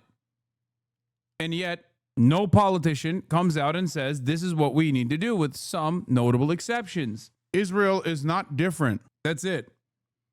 There isn't like a dramatic difference between the Israeli lobby and like the pharmaceutical industry and its lobbying efforts and its influence campaigns. Successful that just basic historical facts about the creation of this nation state in 1948 are like unknown to people, and it's shocking to hear them. And you think, well, that can't be right. That's like so far from what I heard as a child that's obviously what? All the Christians were kicked out. All these Christians were kicked out of their historic homelands there, and of course, many more Muslims. And did that really happen? I mean, people just have no idea what the facts are. It's kind of interesting. Yes, well, the lobby went to great lengths to make sure that you didn't know the facts. And anyone who said the facts out loud was like a lunatic or a jihadist or a hater of some kind. An anti-Semite. Yeah. Self-hating Jews. It's very interesting. I often think about my own evolution in this regard. When I grew up as a kid, I was heavily influenced by Leon Uris's book, Exodus, and then the subsequent movie with, I think, Paul Newman and Eva Marie Saint. And that, of course, that Exodus story portrayed the Israelis in the most favorable light and the Arabs or Palestinians in the most negative light. So for much of my life, up until the late 80s, early 90s, I thought the Israelis were, without a doubt, the good guys up against the bad guys. And it was really David versus Goliath as well. And the Israelis were David up against an Arab Goliath. That was the picture I had in my head. But then it is, by the way, and just in the reverse, Israel is not the David in this situation. It's the Goliath in this situation. Big Pharma is driven by greed. AIPAC is driven by colonization. Yeah, but why? Why does colonization take place? It's still the same evil. It's still greed. Everything else is seasoning. Everything else is just to get people on board. It's for resource. That's at the root of all politics. Late 80s, early 90s, a group of historians in Israel called the New Historians came on the scene. Benny Morris, Avi Schleim, Ilan Pape. Some of them were amazing. Amazing, yeah. I agree. And what they did was they had access to the archives. Yes. And they told the real story. And that was a moment where I think Israel felt confident enough to allow that conversation internally and that honesty. I think that's exactly right. The lobby had been so successful. Yes. Israel had been so successful. Yes, I went there. I was amazed. What a beautiful place. Great people. It was great. Yeah. They thought they had things under control. They did. That's right. And that they could allow these historians to tell the truth. Now, I believe they could have gotten away with it if they had stopped expanding or if they had agreed to a two-state solution. The problem is that after the early 1990s, when this literature came out, the Israelis continued to act in barbaric ways towards the Palestinians. And Well, they had a prime minister who tried to reverse the trend, and then I guess he was shot to death. he was moving in that direction. I think there were a number of Israeli leaders who understood that the course that Israel was on was unsustainable. You often heard them say that. Yeah. And there was a robust debate within the country about this. Well, whether they would have agreed to a Palestinian state ultimately is an open question. But the fact is, Rabin was killed. Ehud Barak, who made moves towards a two-state solution, ultimately. Yeah, except if you look at the polls at the time, there was evidence that even if Yitzhak Rabin would, Benjamin Netanyahu was going to win the election. So if you want to understand what the public sentiment looked like in Israel at the time, the guys who played a formative role and called for his assassination are now running the country. Do you understand? Yes, Benjamin Netanyahu was a political opponent to Yitzhak Rabin. He led many rallies demanding that he get killed. In the aftermath of his assassination, he once famously said, "I'm sad that he was killed because I wanted him to experience me defeating him." Netanyahu was a part of the far-right coalition that demanded Yitzhak Rabin. That egged on his assassination. Itamar Ben-Gvir, another formative part of Netanyahu's far-right coalition currently, held up the Rolls-Royce hubcap of Yitzhak Rabin's car on national television only a couple weeks prior to his assassination.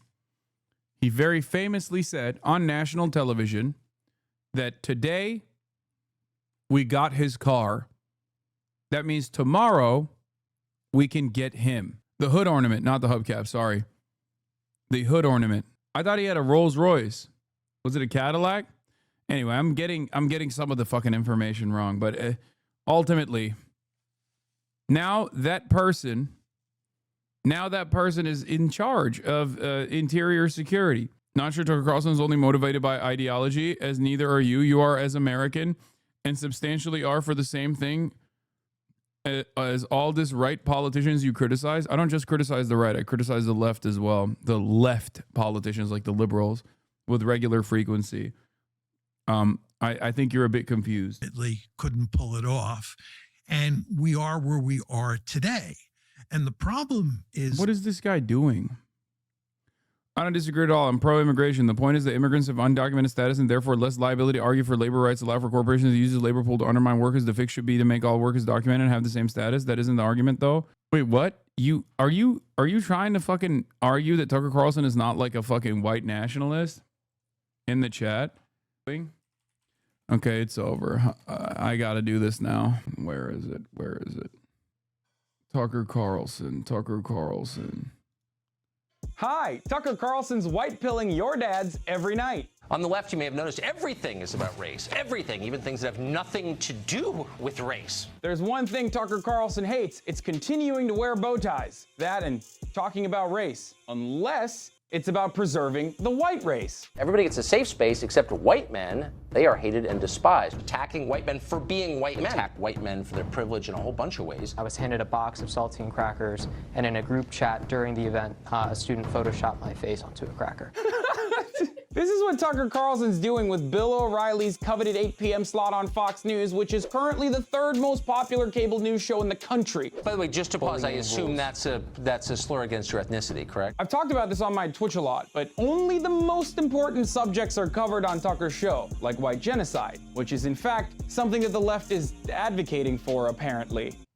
But he did not notably advocate for genocide. A Georgetown professor called Christine Fair did do that. Imagine being a producer on Tucker's show, constantly scouring the internet looking for blue checkmark Twitter users saying dumb things while they're emotionally distraught in order to make wild claims like that the left is advocating for white genocide. Of course, this isn't how white genocide is actually happening. According to the folks Tucker is mirroring, white genocide is happening because immigration is changing the nation's demographics, and it's being justified by an evil liberal plot called diversity. Diversity is our strength, they screech, as if that settles the conversation by itself, like a magic talisman. Diversity. We hear about it nonstop. It's the mainstream motto. Relentless attacks against diversity, multiculturalism, and immigrants as a whole are literally identical to white supremacists, white nationalists, and neo-Nazis. They're also reductive and oftentimes completely baseless comparisons. How precisely is diversity our strength? Since you've made this our new national motto, please be specific as you explain it. Well, for one, diverse executive boards generate better returns, among countless other studies that show the many benefits of diversity, but I'm sure the biases of racially anxious agitators are more important than empirical evidence. Can you think, for example, of other institutions, such as, I don't know, marriage or military units, in which the less people have in common, the more cohesive they are? Well, Tucker, you have the most in common with your family members. Are you suggesting keeping marriage within your family? Why do you want to have sex with your cousins, Tucker? Also, as far as non-diverse militaries go, maybe you should open a history book and take that up with General Robert E. Lee. Go on, Tuck. What else? Latin American countries are changing election outcomes here by forcing demographic change on this country at a rate that American voters consistently say they don't want. This assertion is preposterous because, it's completely untrue. Just look at polling data. 75% of Americans say that immigration is a good thing. So who are the Americans you're referring to here? These guys? It sounds to me like we got a problem with people who got here legally, altering the landscape politically. I don't like it. You. Stop it. But I guess we should just run the country on the white fragility of crying neo-Nazis. All the people on the right there are, at the time, were famous neo-Nazis. Richard Spencer, I think one was like Christopher Cantwell, who's the famous crying neo-Nazi who participated in, or I think he literally was responsible for Unite the Right rally. As opposed to the overwhelming majority of Americans' wishes. But play us out, Tucker. Give us a cherry-picked example that could easily be countered with facts. Hazleton's population was 2% Hispanic. Just 16 years later, Hazleton is majority Hispanic. That's a lot of change. People who grew up in Hazleton return to find out they can't communicate with the people who now live there. And that's bewildering for people. Hazleton's a perfect example of immigrants saving a small coal mining town from absolute economic annihilation by opening up small businesses, and even the large immigrant-run corporations who have brought jobs over to the small town. This is, of course, despite the efforts made by the white population to fight off the immigrant scourge with unconstitutional regulations. And even the Nat Geo article that you're using here to advance your narrative mentions the reality that immigration has drastically improved Hazleton. But you won't hear that part because Tucker's not in the business of making America better. He's just trying to do white identity politics. And I'm sorry to tell you this, Tucker, but facts don't care about your feelings. I'm Hasan Piker. If you're mad that one of the biggest cable news shows is spreading white nationalist propaganda, please share this video with your friends and leave your thoughts in the comment section. Is that a little bit more helpful? Do you understand? Is it good? How the tables have turned with Tucker. MSM is pure evil. 80% of Americans think mass illegal immigration is a bad thing. History will prove that Tucker was right. Hasan doesn't represent or respect American people. He has his own far left agenda. Tucker is right, and Hasan is a beta soy boy. This is from a year ago. That just had a mental breakdown because his viewers have dropped almost to zero. Bahahaha. What a loser. Is this an old take? Chatter, this is 2018. 7 years ago. 7 years ago, dude. That something else occurred in the late 90s, early 2000s, which fundamentally affected Israel's position, and that's the internet. Because once you get the internet and once you get social media, and the mainstream media is not the sole source of information on these issues, the story about the real creation of Israel and what Israel is doing today. This is literally true. It's not just the real stories came out. It's also the fact that Palestinians also had an unprecedented opportunity due to social media to directly communicate their own demise.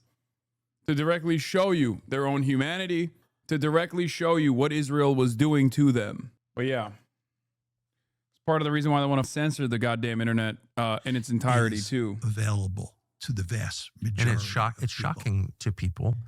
So you have to shut down the internet. You can't allow that. Yeah. You can try to shut down the internet, but you know, there are limits to what you can do. But it does seem like you were describing the two separate tiers, the policy and the discourse about the policy, and that one remains basically the same, but the other has changed just so radically and so fast that it's gone off in some dark directions that I just want to say on the record I totally disapprove of. I don't think you should hate anybody, period, especially groups of people. It's immoral, and I mean it. But that's happened because there's been just like an avalanche of new information, a lot of which is totally real. People haven't seen it before, and their minds are exploding. And so public opinion is moving so radically in the other direction. I feel it all around me. Do you feel this? Of course. Yeah. And your life, I mean, I should say for people who aren't familiar with your background, you wrote a book with Stephen Walt of Harvard. You're at the University of Chicago. So both of you are, have tenure, are famous in your world. You're not crazy. And you write this book in 2007. And both of you are immediately attacked in like pretty shocking ways, also defended by some of your colleagues, but really maligned for it. And now, 18 years later, people are saying that Mearsheimer guy, actually, he was kind of right about everything. So that's a reflection, I think, of the change in public opinion. But that's not sustainable. You can't have in a democracy policy that's 180 degrees from public opinion over time. That just doesn't work. So you have to either change the policy or change public opinion. And no one's even making any attempt at all to change public opinion through good faith argument, through like, hey. Chatters be like, see, Tucker said he doesn't hate Jews. The proof is right there, man. Why would you ever say that he might actually have some anti-Semitic opinions? I mean, to be fair, I also do say I don't know if Tucker hates Jews or not. Okay? Because he was such a formative force for neocon sentiment for so long that if he truly was like an incredibly anti-Semitic person from the get-go, I don't think he would have been able to hide that. Like, a lot of you guys don't understand. This man was so firmly committed to America's imperial efforts and Islamophobe. Okay? Why is this freak making this video? I don't get it. What do you mean? I already explained it. I already explained it so much. I explained it so many times at this point. It's because there are plenty of people who see this and go, wow, maybe Tucker's a good guy. Maybe I was wrong about him. I know you think this, but you're wrong. And here's why. There's none. It's shut up Nazi. Okay? And that's not working. So I really think the only option is to stop the conversation. Or maybe I'm missing something. Like censorship is the only option if you want to maintain He is right about this, though. Well, there's no question that they're trying to stop the conversation. Yes. No question. I mean, they went to great lengths to shut down TikTok, and the evidence is that the lobby played a key role. Just banning one of the world's big. He is absolutely right about this. Anti-Semitism is wielded like a weapon to defend Israel because Israel's position is so unsustainable, so untenable, so against like what you have learned about the Holocaust, about Nazis, about nationalism, that they can't have that conversation. So they have to literally be like, oh, don't say it at all. That's anti-Semitism. Shut the fuck up. Yes. Social media apps because it says things you don't like. Yeah. Well, this is the way they've always behaved. The lobby's always behaved this way. And I mean, this is what happened to me and Steve. We originally wrote an article, and we at one point thought the article would never be published. After we wrote the article, and we went through all sorts of interactions with the Atlantic Monthly that had commissioned the article, we put the article in the back closet and just said, so you were asked to write a piece about the influence of a foreign lobby, the Israeli lobby, in Washington, which is one of many foreign lobbies in Washington, but is by far the most effective and the biggest. And you write the piece and they didn't run it? Yeah. Why? Because they got cold feet. I mean, what invariably happens in these cases is that down at the lower levels of a journal or a newspaper, people will be interested in somebody writing something on the Israel lobby or writing a piece that's critical of Israel. But then as it filters up the chain of command and people at the top see it, they kill it. Right. And that happened to you. Oh, that's definitely what happened at the lobby, at the Atlantic Monthly. They killed it. And then Steve and I went to Princeton University Press and a handful of other journals and asked if they would be interested in either the article or turning the article into a book. And in all of those cases, everybody at first exudes enthusiasm. They think it's a great topic. Something needs to be written on it, which of course. Tucker is an opportunist capitalizing on the vacancy of anti-Israel Dems in American discourse. Is that your assessment? Yes. He might also, I've spent years covering Tucker Carlson, and because he's such a good propagandist, a scary propagandist, that he has never touched that third rail of ever blaming Jews in the way that he'll say other vulnerable populations of marginalized communities. So I don't know. He's never ever talked about the Holocaust like that. He's never been even a Holocaust revisionist or anything like that, which is why I can't convincingly tell you that he is anti-Semitic. I suspect he is, but I can't tell you without a shred of doubt that he is led by anti-Semitism. But I will say a big part of his audience is, of course, anti-Semitic. He has interviewed Holocaust revisionists. He is aligned with Holocaust revisionists. His propaganda on everything but the Jews in particular is verbatim, almost directly identical to prominent neo-Nazis. But it's the third rail that he does not actually touch. He doesn't even go near it on purpose. So it doesn't even matter whether he's anti-Semitic or not, because he is a straightforward white nationalist. You know what I mean? That would just be in Tucker Carlson's instance, it would just be oh, okay, this too. You know what I mean? But if you're asking me what I think his goals are with doing this kind of interview, with doing this kind of commentary, yes, Tucker is an opportunist capitalizing on the vacancy of anti-Israel Dems in American discourse, recognizing how popular anti-Israel sentiment is amongst the regular public. He's able to channel tremendous good favor by doing this at a time when virtually no one is doing it, right? It's true. But then they think about it for a month and you get a call back and they've lost interest. So Steve and I actually put the article, as I said, in the back closet and just said, what's wild is you're both at this point and can you explain who Steve is to your co-author? Yeah, Steve is a chaired professor at Harvard University. And at the time that we wrote the lobby article, he was the academic dean at the Kennedy School. Okay, so I'm sure a lot of people already know that, but I just want to make it totally clear.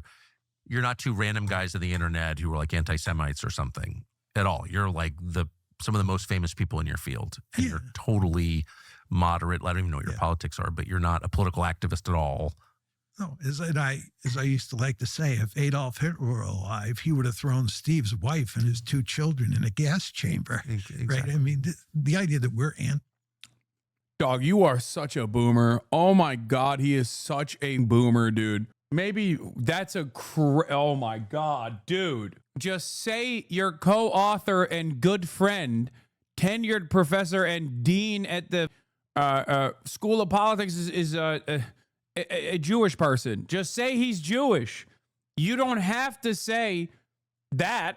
That's crazy. I know it's a joke, bro. He's such a boomer. That's why I said this is, his partner who wrote the book with him is Jewish. His wife is Jewish. Mersheimer's wife is Jewish. I know that. I'm just saying that's such a boomer ass joke to make. Semites. I mean, this is a laughable argument. We're both first order philo-Semites. I mean, I can't prove that, but it's true in my humble opinion. But anyway, we were certainly, at the top of our academic discipline. He's also lamest for that too. You don't get it, Tucker. I fetishize Jews. Again, this is what happens when you're 900 years old. Okay, calm down. He's just an insanely boomer guy. Calm down. And highly respected, which is not to say people didn't disagree with what we wrote. But you weren't crackpots at all. And the other thing is, I want to make it clear that we worked very carefully with the Atlantic to get our final draft up to their standards, right? We did what they wanted. And you also want to remember that Steve and I are both excellent writers. Many academics cannot write clearly. Whatever you think of the substance of our views, there's no doubt that we're two of the best writers in the business.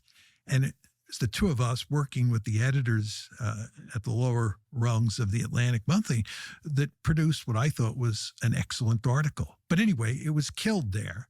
And we couldn't get it published. Kind of proving your point. Yes, exactly. And by the way, I probably shouldn't tell this story, but I'll tell you, we told the editor at the Atlantic as we were going through the process that we thought he was getting cold feet. And he was quite offended by that. And he said to us, just to prove that that wasn't true, he would give us a $10,000 kill fee.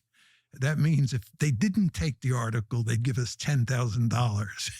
So I said to Steve, I remember it very well, that's the fastest $10,000 we ever made. He said, oh, John, you're being too cynical. Anyway, we collected the $10,000. Did he paid you? Yes. I mean, but what he did. How ashamed was he when he, because I'm not going to name him, I know the editor. This is a pretty well-known editor who's just been in magazine journalism for decades and, has a high regard for himself and good reputation, all that stuff. And he's told from somebody else who's more powerful than he is, you can't do this. How embarrassed was he in that conversation? I had no evidence that he was embarrassed. Oh, so he has no soul. Okay. I mean, who knows, what kind of face he had to put on things. Yeah. I don't know what happened inside the Goddamn. Atlantic. I've never been told. But again, he said he'd give us a $10,000 kill fee because he thought the piece was going to go forward. And somebody sat on him and told him that was not going to happen. I don't know what happened. But I don't want to be too harsh on him because this is the norm. Yeah. This was the norm. He didn't own the magazine. And so what we did was we put it in the back closet. And I remember Steve and I had a conversation, and I think Steve said to me, this is why we have tenure, so that you can spend 2 years of your life writing something that never gets published, and you're not punished in terms of promotion to tenure, right? But anyway, what then happened is that somebody inside the Atlantic, who was actually involved in the original commissioning of the article, gave a copy to a very prominent academic who had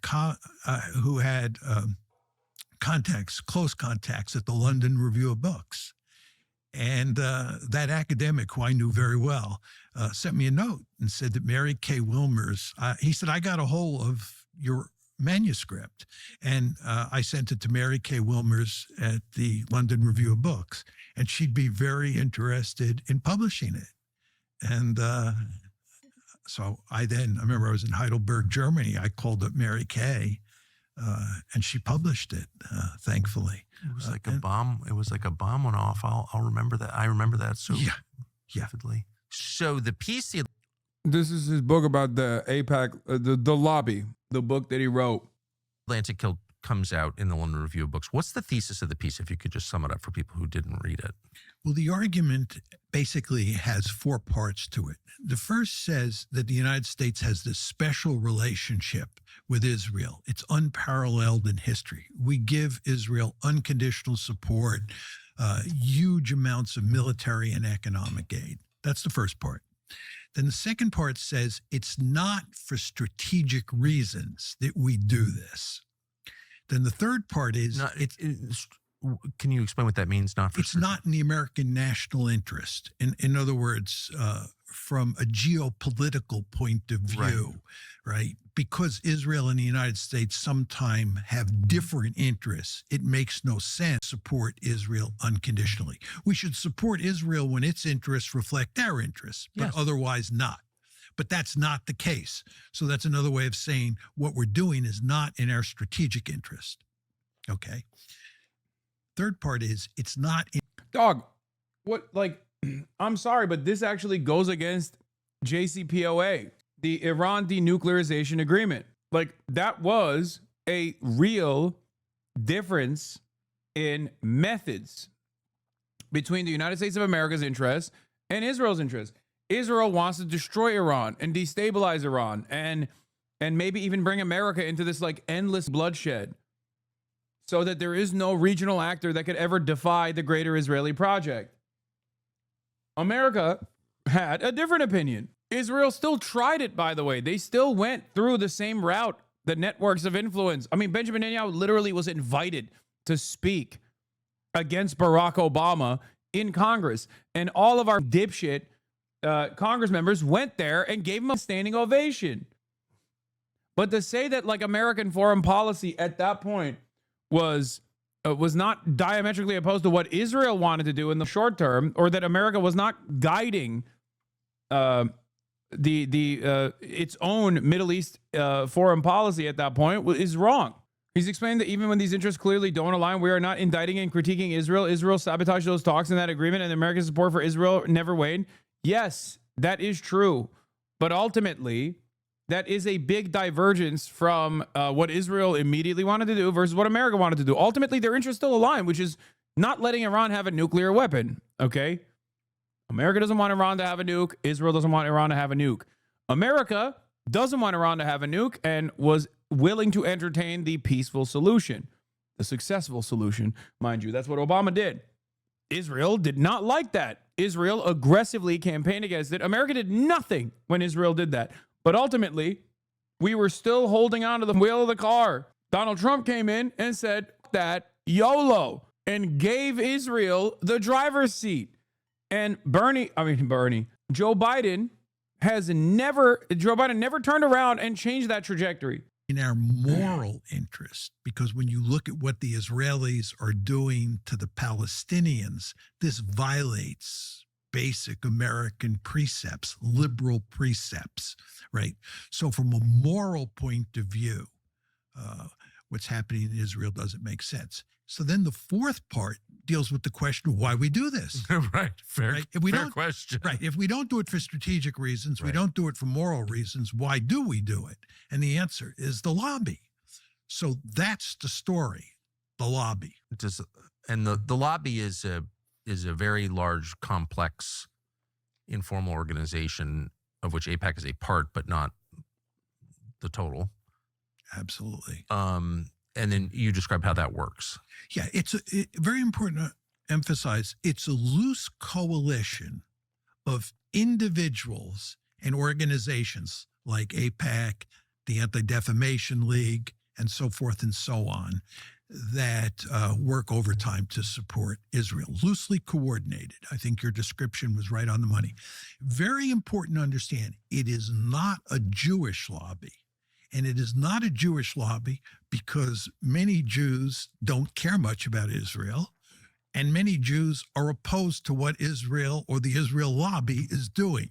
Including many religious Jews, Torah Jews, sincerely Jewish Jews disagree. I know some, so I know. Absolutely. There are a large number of Jews who are anti-Zionists. I'm aware. Right? Yeah. So you're exactly right. So it's not a Jewish lobby. For that reason, but also there are the Christian Zionists, yes, who are a core element of that lobby. I've noticed. Christians United for Israel, for example. So that's why we call it the Israel lobby. I love this is a really good conversation to have, especially with Tucker Carlson, because it's so funny because you got Tucker Carlson conceding that anti-Zionist Jews are right, and you know who's wrong?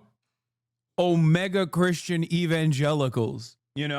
That's awesome. That's awesome.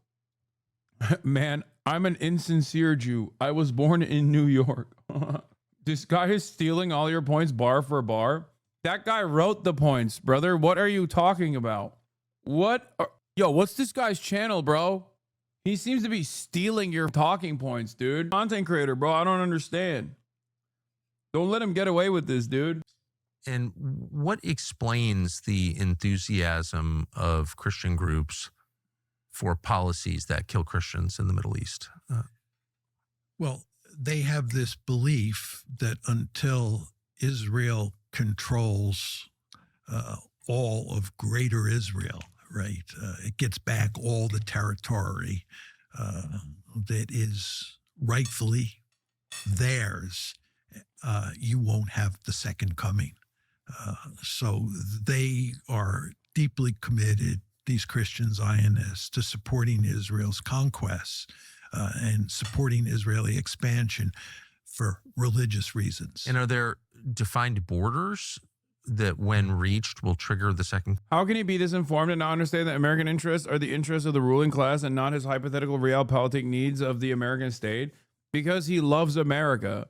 He's like an unironic America dick rider and also a massive hawk against China anyway. Unless his opinion has changed. I don't know. I might be misremembering, but Mersheimer is a anti-China hawk and also believes in this, like, ironically, non-rational spiritual identity of America and the American state. Okay? It is one that does not exist in the real world. Coming? No. When we say greater Israel, do we have a clear map in mind of what that will mean? No. Could mean? No. No, whenever you talk about greater Israel, there's hardly ever a real map in mind. I talk about it in terms of the occupied territories plus Green Line Israel. But obviously the Israelis themselves, most Israelis, I think, have a bigger map in mind. Do we know where that ends? I mean, it doesn't go to Cairo, I assume. No. I think the Sinai, what they take of Egypt, I think will, if they can, will be the Sinai. And I don't think they would take all of Syria or all of Lebanon, but they would take big chunks of the south of those two countries. But the idea behind the Christian Zionists is that to facilitate the second. He has takes on China becoming unstoppably the next superpower and critiquing the U.S. in those views, so they have changed, or you are misremembering. Yes, Tucker Carlson's father was in the CIA. Tucker Carlson's father wasn't just in the CIA; he was the operator of Voice of America, which is the CIA's media wing. Coming, for religious reasons. But this does, as you say, cut against the fact that the Israelis oftentimes treat Christians as badly as they do Muslims. There was recently a case where they bombed a Catholic church in northern Gaza, and Trump was infuriated when he heard this. And he called up Netanyahu and told him, this is recently, like within the past 2 weeks, told Netanyahu that he had to apologize. And the Pope even spoke out on this. But even there, the criticism is quite muted because, again, hardly anybody in the West really criticizes Israel in a meaningful way. It is just a little bit odd that you could, on Christian grounds, support the bombing of a Christian church. I mean, there are lots of theological differences between sex and Christianity, but if you're getting to the point like where Mike Johnson, the Speaker of the House, is, where you think Jesus is commanding you to support the murder of Christians, you don't need to be like a theologian to think maybe I've gone off course. No. Yeah. You're not going to get any argument from me. Interesting. Jesus can command you to kill Muslims, maybe even Jews, but not other Christians. On that. Yeah. So where does it go from here now that things that, everyone was afraid to talk about any of this to the extent that people understood it because they don't want to be called names and because those names it's horrible to be called that. And sometimes it's true, but for most people, it's not true at all. They're not hateful. That's not why they have these views. So once those slurs lose their power, as I think they quickly are, in the same way the word racist lost its power from overuse, like, where are we? What happens next? It's hard to tell a happy story, but here's how I think about it. The first question you want to ask yourself is, what are the Israelis likely to do moving forward? In other words, if the Israelis all of a sudden got reasonable, a lot of these problems would go away. But there is no sign the Israelis are going to get more reasonable. If anything, the political center of gravity is more to the right in Israel as the years go by. Yep. So Israeli behavior in the Middle East, if anything, is likely to be even more aggressive and more offensive to people around the world. So what does that mean here in the United States? It means that the lobby is going to have to work even harder than it's now working. And again, you want to remember the lobby's now out in the open and it's engaging in smash mouth politics, but it's going to have to work harder. Now you say to yourself, Most vicious people I've ever dealt with, ever. yeah, anybody who's dealt with them, and I've dealt with them for longer than you have, understands full well what you're talking about. But see, here's the problem, Tucker. The problem is that support among younger people for Israel is much weaker than it is among older people. Including Jews. Including Jews, yes. Very important to emphasize that. Very important. So the problem is that inside of American society, you're moving towards a situation where increasing numbers of people in the body politic are critical of Israel, extremely critical of Israel, because older people are dying off and those younger people are turning. Have they once said the phrase anti-Zionist? What are you talking about? Fuck Tucker Carlson, but this is Mersheimer. He's been a vocal critic of Israel since before you were in your father's testicles as protein. And yeah, they do say anti-Zionist. Not that it fucking matters. What are you talking about? Have some respect for the elders here. In 2007, Mersheimer and Stephen Wall wrote the Israel lobby. Mersheimer told Tucker why it's not the Jewish lobby. So many Jews oppose Israel, but also DC's key loyalists are often a sect of Christians who believe they must support Israel, even when Israel kills Christians. Wait, Dick Durbin is not Jewish? What? Bro, this is like finding out Jerome Powell is not a black man. Or Sherrod Brown. He said his wife was. I'm surprised. No offense, HasanAbi, but in all my life, I've never met a Jewish person named Dick. I guess you're not wrong. No, I'm not talking about Colin Powell, dude. I'm saying Jerome Powell. The joke is that Jerome Powell is not. He's white. His name is Richard. Dick is short for Richard. I guess Richard is a Christian name only. Is that what it is? I thought, are Jews not named Richard? Like, what the fuck? There's definitely plenty of Jews named Richard, bro. I mean, it's not a common, sure, maybe it's not a common one, but Richard Lewis, Richard Wolf. I don't know that I've ever met a Jewish person named Richard, to be honest. There's definitely a bunch of Richards that are Jewish, okay? I don't know where we got here. Anyway, I'm done with this fucking video. We watched enough of it, but God...